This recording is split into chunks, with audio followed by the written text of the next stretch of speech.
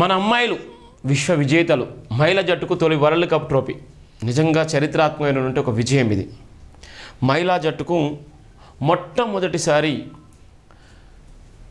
Trophy వచ్చినటువంటి సందర్భాలున్నాయి. కపిల్ దేవ్, మహేంద్ర సింగ్ ధోని, రోహిత్ శర్మ. మహిళా వరకు వచ్చేసరికి నిన్న జరిగినటువంటి ఈ ప్రధానమైనటువంటి కప్పు. కానీ చాలామంది వివిధ రకాలుగా ట్రోల్ చేసేటువంటి సందర్భాలున్నాయి. సోషల్ మీడియాలో ఇష్టానుసారంగా ట్రోల్ చేస్తున్నటువంటి సందర్భాలున్నాయి. ఎవరి నమ్మకం వారిది, ఎవరి ఆశయం వారిది, ఎవరి ఆకాంక్ష వారిది. కానీ కొద్దిమంది మతోన్మాదంలాగా విరుచుకుపడేటువంటి సందర్భాలున్నాయి.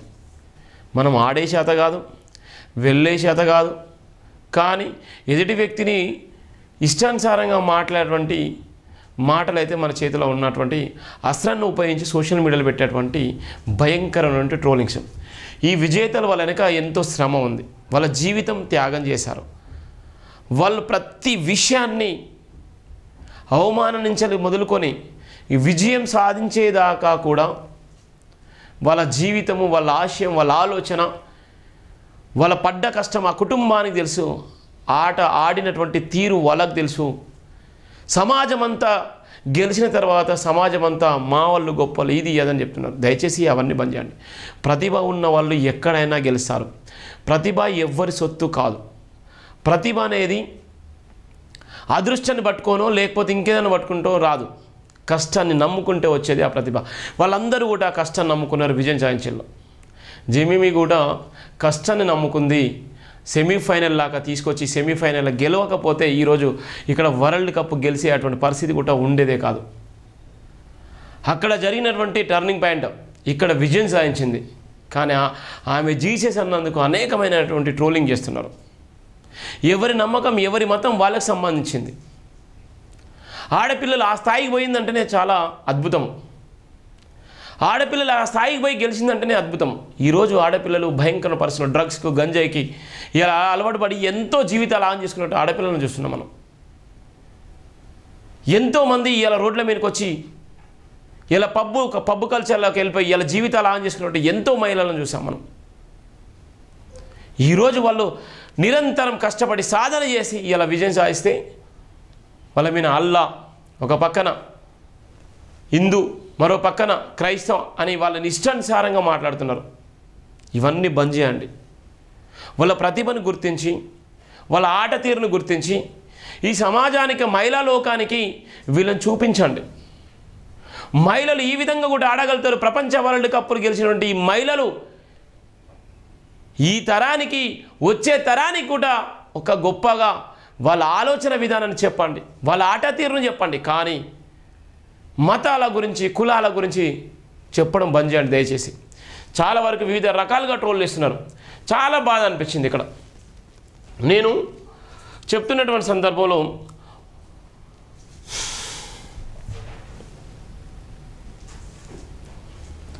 ఒక పర్సన్ చాలా వరకు అంటే ట్రోల్ చేసేటువంటి సందర్భంలో నాకు బాధ అనిపించింది. నిన్న నా నమ్మకం ఇండియా గెలవాలి, మహిళలు గెలవాలి, మహిళా మనులు గెలవాలి, సమాజానికి ఉపయోగపడాలి, వాళ్ళు కష్టార్జితం, వాళ్ళ ఎంతో శ్రమ, వాళ్ళ జీవితాన్ని త్యాగం చేసేయాలని ఒక ఆలోచనతోనే నేను నిన్న పాదయాత్ర చేసిన. అదే నా నమ్మకం. ఇంకా నా నమ్మకం అది. నా నమ్మకం ఒక గ్రామం నుంచి ఒక గ్రామానికి సుమారుగా 7-8 కిలోమీటర్లు నడిచి వెళ్ళడం జరిగింది. ఎందుకోసం అంటే మహిళా క్రికెట్ జట్టు గెలవాలి, ఇండియాకు కప్పు తీసుకురావాలని నా నమ్మకం అది. దేవుణ్ణి, మతాన్ని, కులాన్ని ఏం నమ్మకలేదు. నా నమ్మకం నన్ను నడిపించింది. నా నమ్మకం నన్ను పరిగెత్తించింది. నా నమ్మకం నన్ను ఒక విలేజ్ నుండి ఒక విలేజ్కి తీసుకెళ్ళింది. ఇక్కడ కూడా అంతే. ఇక్కడ వీళ్ళు కూడా అంతే. ఇక్కడ ఉన్నటువంటి సందర్భంలో ఈ వీరవంత మహిళలు ఆస్ట్రేలియా 1978, 1982, 1988, 1997, 2005, 2013, 2022లో ఆస్ట్రేలియా వాళ్ళు కప్పు కొట్టిన మహిళా క్రికెట్ జట్టు, మహిళా వరల్డ్ కప్పు. వాళ్ళు అన్ని కప్పులు కొట్టినా కూడా ఎవ్వరేమనలేదు. మనం సిగ్గుతో తలంచుకున్నాం. ఈరోజు గెలిచిన తర్వాత అంటున్నాం. అలానే వచ్చేసరికి ఇంగ్లాండ్ వాళ్ళు 1973, 1993, 2009, 2017లో వాళ్ళు అనేక సందర్భాల్లో వాళ్ళు వరల్డ్ కప్పు, మహిళా వరల్డ్ కప్పును తీసుకొని వెళ్ళడం జరిగింది. న్యూజిలాండ్ వాళ్ళు 2000 సంవత్సరాలు తీసుకుపోయారు. 2025లో మన ఇండియాకు వచ్చింది. అంటే ప్రతిభ ఎవ్వరి సొత్తు కాదు. ఇక్కడ ఉన్నటువంటి వాళ్ళందరూ కూడా క్రైస్తవ మతానికి సంబంధించినటువంటి వాళ్ళు. కానీ వాళ్ళు వివిధ రకాలుగా వాళ్ళ ఇష్టానుసారంగా దేవుని నమ్ముకుంటారు, వీళ్ళ మతాలను నమ్ముకుంటారు, వాళ్ళ ఇష్టానుసారం. కానీ మతాన్ని మన దృష్టిలో పెట్టుకొని ఇలా అనేక రకాలుగా ట్రోల్ చేసేటువంటి చెత్తన విధవలకి ఇది ఒక అంకితం. ఎక్కడ ఉంది మన సంఖ్య, ఎక్కడ ఉంది మన ఆలోచన?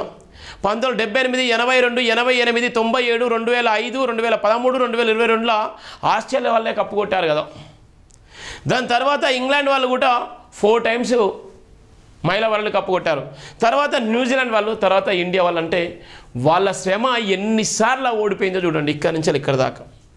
కానీ మనల్ని ఇష్టానుసారంగా మనం ట్రోల్ చేసుకుంటున్నాం. ప్రతిభ ఎవ్వరి సొత్తు కాదు. జిమిమి అనేటువంటి అమ్మాయి జీసీస్ అనడం వల్ల ఈరోజు ఆమెను అనేక రకాలుగా ట్రోల్ చేస్తున్నారు.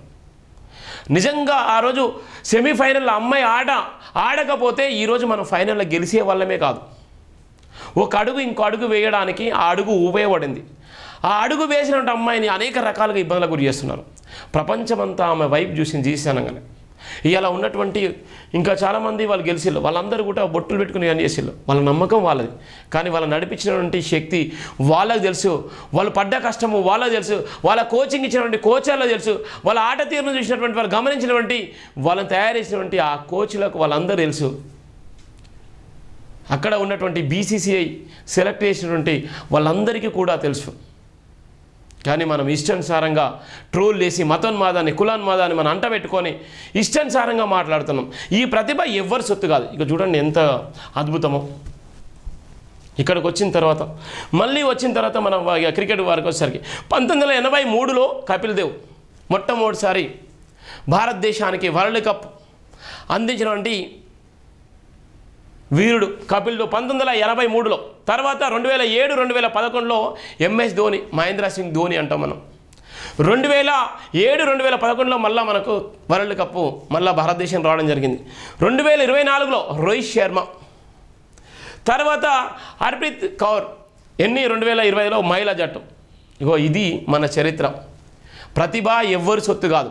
ప్రతిభ ఎవ్వరి సొత్తు కూడా కాదు. వీళ్ళందరూ కూడా ఎన్నో రకాలుగా కష్టాలు పడి వాళ్ళ జీవితాన్ని త్యాగం చేసి వాళ్ళ మీద 140 కోట్ల మంది భారతీయులు వాళ్ళ మీద నమ్మకం పెట్టుకొని ఇన్ని రకాలుగా కష్టపడి ఆ చరిత్రలో ఎక్కినటువంటి వీరులు.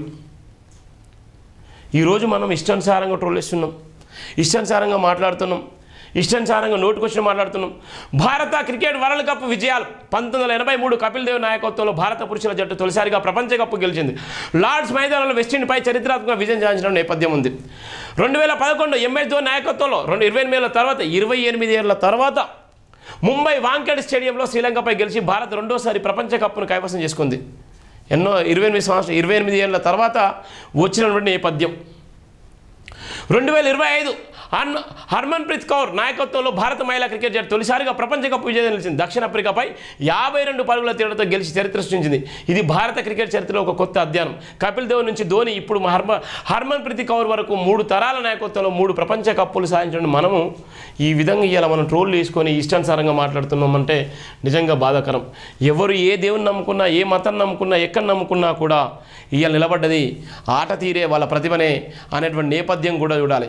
చాలామంది ట్రోల్ చేసిన సందర్భంలో మనం మాట్లాడిన నేపథ్యంతో నేను చెప్తున్న సందర్భాల్లో ఇది ప్రధానంగా ఉన్నటువంటి నేపథ్యం. ఇంతకుముందే రాశాను, కులం అనే ముసుగులో నడుస్తున్న అహంకారానికి అర్థం ఇది. కులం అనేటువంటి ముసుగులో నడుస్తున్నటువంటి అహంకారానికి ఇది అద్దు. రెడ్డి, రావు, చౌదరి, నాయుడు, గుప్తా, శర్మ, శాస్త్రి ఇవి కేవలం పేర్లు కాదు, ఇవి వారి అదృశ్య రిజర్వేషన్. ఇది నిజంగా చెప్తున్నాను, సత్యం ఇది. ఎందుకు నేను ఈ మాట చెప్తున్నంటే 2 రోజుల కంచెలు మనం చూస్తున్నాం. ఇలా మహిళా క్రికెట్ జట్టులో జూమిమి అనేటువంటి ఒక అమ్మాయి, 25 ఏళ్ళ అమ్మాయి, ఆమె ఆటను తీరి ప్రపంచమంతా గర్వపడ్డది. ప్రపంచంలో ఉన్నటువంటి మేధావులందరూ, సీనియర్ క్రికెటర్లు వాళ్ళందరూ కూడా సంబరాలు చేసుకున్నారు. కానీ మీడియా ఎక్కడ కూడా చూపించలేకపోయింది. ఇలా ఉన్నటువంటి న్యూస్ పేపర్లు కూడా ఎక్కడ కూడా బ్యానర్ వార్తలు రాయలేకపోయింది. ఒక బాధాకరం, అదొక వివక్షత, అది ఒక భయంకరమైనటువంటి వివక్షత. ఎందుకోసం అంటే ఆమె జీసస్ అనేటువంటి పేరుని తీసుకొచ్చింది. ప్రపంచం మొత్తం మారు మోగిపోయింది. ఇక్కడ ఉన్నటువంటి నేపథ్యంలో కులం అనే ముసుగులు నడుస్తున్న అహంకారానికి ఇది అద్దం పట్టినటువంటి నేపథ్యం ఉంది. అందుకనే నేను రాసిన సందర్భాలని రెడ్డి, రావు, చౌదరి, నాయుడు, గుప్తా, శర్మ, శాస్త్రి ఇవి కేవలం పేర్లు కాదు, ఇవి వారి అదృశ్యమైనటువంటి రిజర్వేషన్లు, వాళ్ళకి కలిసి వచ్చినటువంటి రిజర్వేషన్లు. ఈ రిజర్వేషన్లో కమ్మ కాపురెడ్డి అని చెప్పడంతోనే వాడు ఆటోమేటిక్గా గెలిచి పారేస్తున్నాడు. వాడు నా ఓడు, వాడు బలమైనోడు, వాడు బలిసినోడు అంతే. ఇవి వాళ్ళకు కలిసి వచ్చేటువంటి పేర్లు, రిజర్వేషన్లు. ఉద్యోగం ముందు పేరు సిఫరస్, ఓటు ముందు కులమే గుర్తింపు, అధికారం ముందు ధర్మమే కవచం. అయితే ఒక్కసారి ఆలోచించండి, చంద్రబాబు మాదిగా, పవన్ నాయక్గా, రేవంత్ మాలగా, కేసీఆర్ మాదిగగా పేర్లు పెట్టుకొని ఎన్నికలు నిలబడ్డారంటే వారిని ఎమ్మెల్యేగానైనా గెలిపిస్తారా, సర్పంచ్గానైనా నమ్ముతారా? జవాబు తెలిస్తే మన సమాజం ఎంత మనస్మృతిలో బతుకుతుందో అర్థమవుతున్నటువంటి నేపథ్యం. నేను ఎందుకు ఈ మాట చెప్పానంటే, ఇవాళ చాలా వరకు జుమిమి అనేటువంటి ఒక అమ్మాయి, ఆమె జీసస్ అన్నందుకు వివిధ రకాలుగా ఆమె ప్రతిభను గుర్తించినటువంటి నేపథ్యంలో ఇష్టానుసారంగా ట్రోల్ చేస్తున్నటువంటి సందర్భంలో ఈ వాక్యాలు చేయడం జరిగింది. ఇలా చంద్రబాబు నాయుడు అనుకుంటా ఒక మాదిగా, రేవంత్ రెడ్డి ఒక మాలగా, కేసీఆర్ ఒక ఎస్సీలో ఒక ఉపకులంగా, ఒక నాయక్గా ఈ పేర్లు పెట్టుకొని నిజంగానే వాళ్ళు చంద్రబాబు నాయుడు కానీ, ఇలా పవన్ కళ్యాణ్ కానీ, జగన్ కానీ, ఇలా ఉన్నటువంటి నాయకు ఎస్సీ మాల మాదిగా నాయక్ అనేటువంటి పేర్లు పెట్టుకొని, బేడ బుడగ జంగాల్ అనేటువంటి పేర్లు పెట్టుకొని నిజంగా వాళ్ళు పబ్లిక్లోకి పోతే వాళ్ళు గెలవగలుగుతారా? సర్పంచ్గానైనా ఎమ్మెల్యేగానైనా గెలవగలుగుతారా? ఇక్కడ వాళ్ళు శర్మ సాధించింది అని ఇంకోరు ఇష్టానుసారంగా మాట్లాడే సందర్భంలో ఇవి చెప్పిన నేపథ్యం. దయచేసి ప్రతి ఒక్కరు కూడా మన చరిత్రను మార్చేసినటువంటి ఈ వీర వనితలు ఎంత చెప్పినా తక్కువనే, ఏం చేసినా తక్కువనే. వాళ్ళ ప్రతిభ, వాళ్ళ ఆశయం, వాళ్ళ ఆలోచన కులం నుంచి పుట్టుకొచ్చింది కాదు, మతం నుంచి పుట్టుకొచ్చింది కాదు, వాళ్ళు పడ్డ శ్రమ జీవుల నుంచి పుట్టుకొచ్చినటువంటి వాళ్ళ ఆశయం, వాళ్ళ ఆశయానికి నిజంగా ఇవాళ మహిళా లోకానికి ఒక స్ఫూర్తిదాయకమైనటువంటి ఒక గొప్ప సందర్భము. ఇవాళ ఉన్నటువంటి మహిళలు కూడా ప్రపంచ కప్పు విజేతలు కూడా నిలబడతారు, ప్రపంచ కప్పు విజేతలుగా ఆడి గెలవగలుగుతారని చెప్పడానికి ఇది ఒక చరిత్రాత్మకమైనటువంటి నేపథ్యం కూడా ఉన్నటువంటి నేపథ్యం ఉంది. ఇంకో వార్త కూడా రాశాను ఇక్కడ. భగవద్గీత జమీమా బైబుల్, కురుక్షేత్రంలో పాండవులు కౌరవుల మధ్య యుద్ధం ప్రారంభం కానుంది. అర్జునుడు తన రథం మధ్యలో నిలబడి ఎదురువైపు తన బాంధవులు గురువు ద్రోణుడు, తన తాత భీష్ముడు మిత్రులు ఉన్నారని చూసి మనసు కుంగిపోయాడు. అంటే వాళ్ళంతా కూడా అర్జునుడికి కావాల్సిన వాళ్ళే. ఆ క్షణంలో అర్జునుడికి వచ్చిన ఆలోచనలే, ఇవాళ నేను యుద్ధం చేస్తే నా సొంత వారినే చంపాల్సి వస్తుంది, ఇలాంటి విజయానికి విలువ ఉందా, పాపం కాకుండా ఎలా బతకాలి అని ఆలోచిస్తూ అర్జునుడు తన గాంధీవరం వదిలి యుద్ధం చేయడానికి నిరాకరించాడు. ఈరోజు చాలామంది ట్రోల్ చేసేటువంటి వాళ్ళందరికీ ఇది ఒక అంకితం. నేను ఎందుకు చెప్తుందంటే, ఇవాళ ప్రధానమైనటువంటి నేపథ్యం, ఇది ఒక ప్రధానమైనటువంటి వార్త నేపథ్యంలోనే చెప్తున్న సందర్భాలనే. ఈరోజు ఒక మారుమూల ప్రాంతం నుంచి వచ్చినటువంటి వాళ్ళందరూ కూడా ఇలా విజయం చేసి ఇష్టానుసారంగా ట్రోల్ చేసేటువంటి సందర్భాలని వాళ్ళందరి కోసం ఇది ఒక అంకితము. ఎక్కడి నుంచి ఎక్కడికి వచ్చిందో వరల్డ్ కప్పులో ఇలా మహిళా జట్టు ఏ విధంగా ఉందో చూడండి, ఎవరు ఎన్ని కప్పులు కొట్టారో. ఈరోజు మనం వరల్డ్ కప్ మహిళా జట్టు రావడంతో ఇలా మనం సంబరాలు వేసుకునేది పోయి ఇష్టానుసారంగా మాట్లాడుకునే దౌర్భాగ్యమైన పరిస్థితి వల్ల ఈ విషయాలన్నీ చెప్పడం జరిగినటువంటి నేపథ్యం ఉంది. మన అమ్మాయిలు మహిళా జట్టుకు తొలి వరల్డ్ కప్ ఆల్రౌండర్ షో అదరగొట్టిన Shafali Verma, Deepti Sharma. Safari captain world wide century వృధా. Player of the match Shafali Verma, player of the tourney Deepti Sharma. ప్రధాని మోడీ, సీఎం రేవంత్ అభినందనలు. ఎన్నో ఏళ్ల నిరీక్షణ తర్వాత భారత మహిళా జట్టు తొలి వన్డే వరల్డ్ కప్ అందుకుంది. నావీ ముంబైలోని డివి పటేల్ స్టేడియం వేదికగా జరిగిన ప్రపంచ కప్ ఫైనల్లో సౌదీ అరేబియా టీమిండియా 52 పరుగుల తేడాతో అద్భుతమైన విజయం సాధించింది. భారత ప్లేయర్లు షాపిలి వర్మ, దీప్తి శర్మ ఆల్రౌండర్ షో అదరగొట్టారు. టాస్ ఓడి తొలితో బ్యాటింగ్ చేసిన భారత జట్టుకు స్మృతి మందానం 45, షవలి వర్మ 87 అదిరే హారంబాన్ని ఆదరించారు. మిడిల్ ఆర్డర్ చేతులెత్తాగా దీప్తి శర్మ 58, రిషా ఘోష్ 34 నుంచి భాగస్వామ్యం నెలకొల్పారు. దీంతో నిర్ణీత 50 ఓవర్లో భారత్ 298.7 పరుగులు భారీ స్కోర్ చేయగా చేజింగ్ దిక్కిన దక్షిణాఫ్రికా జట్టు 246 పరుగులకు ఆల్అవుట్ అయింది. దీప్తి శర్మ 5:39, 9.3, షెవలి వర్మ 2:36, 7.0 అద్భుతమైన ప్రదర్శన కనబరిచి ప్రజల జట్టుకు ఓటమిని రుచి చూపించారు. ప్లేయర్ ఆఫ్ ది మ్యాచ్గా షెవలి వర్మ నిలిచింది. టీమిండియాకు ప్రధాని మోడీ, సీఎం రేవంత్ రెడ్డి అభినందనలు తెలిపిన నేపథ్యం ఉంది. ఇది ఒక చరిత్రాత్మకమైనటువంటి, ఈ మహిళలు చూడు ఎంత చరిత్రాత్మకమైనదో. ఇది కదా ఒక ఇన్స్పిరేషన్, ఇది కదా ఒక స్ఫూర్తిదాయకం, ఇది కదా మన భారతదేశానికి కావాల్సింది. ఇలా మనం ఎక్కడో అంటే ఇలా కులానికి మతానికి అంటగట్టి ఇష్టానుసారంగా మాట్లాడేటువంటి సందర్భాలు కూడా మనం చూస్తున్నాం.